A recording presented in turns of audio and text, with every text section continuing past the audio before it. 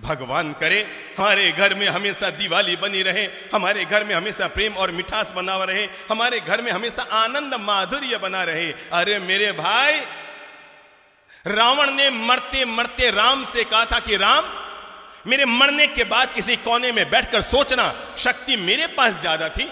अरे मेरी तो पूरी लंका सोने की, तेरे तो अयोध्या में तेरा सिंहासन भी सोने का ना होगा। महादेव मेरी मुट्ठी में, शनि मेरे काख में, नवग्रह मेरे पांव के नीचे और यमराज मेरे कहे पे चलने वाला। पर राम अपने राजमहल में पहुंचो ना अयोध्या, तो वहां पर जाकर सोचना कि आखिर ऐसा क्या हुआ कि युद्ध में तुम जीते और मैं हार रहा हूं, तुम जीत रहे हो मैं मर रहा हूं। मरते मरते रावण ने राज खोलते हुए कहा कि हे राम, मेरे मरने के बाद एक बात अपने कोने में बैठकर सोचना, युद्ध में तुम क्यों जीते और मैं क्यों हारा। तुम शक्तिशाली थे इसलिए नहीं जीते राम, शक्ति मेरे पास है। तुम भक्ति करते हैं भगवान की, अरे महादेव की जो मैंने भक्ति की है दुनिया में किसने की होगी। पर राम तुम इसलिए जीत गए, राम तुम इसलिए जीत गए।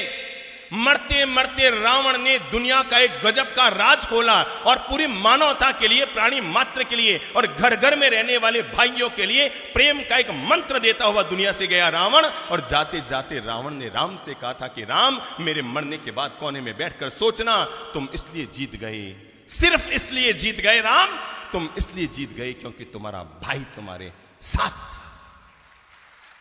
बस। तुम इसलिए जीत गए क्योंकि तुम्हारा भाई तुम्हारे साथ था। और राम, मैं इसलिए हार गया क्योंकि मेरा भाई किसके साथ? तेरे साथ था। रावण ने मरते मरते राम से अनुरोध किया था कि अयोध्या में जब राज सिंहासन पर बैठो तो एक पल के लिए आंख बंद करके मेरे चेहरे को याद करके सोचना, अगर तुम्हारा भाई भी मेरे साथ होता और मेरा भाई भी मेरे साथ होता तो युद्ध में रावण जीतता या राम जीतता। यह है भाई भाई के प्रेम की ताकत। और जिस घर में, जिस समाज में, जिस परिवार में, जिस राष्ट्र में यह ताकत हुआ करती है, वहां पर दुनिया की कोई ताकत उस परिवार को कमजोर नहीं कर सकती।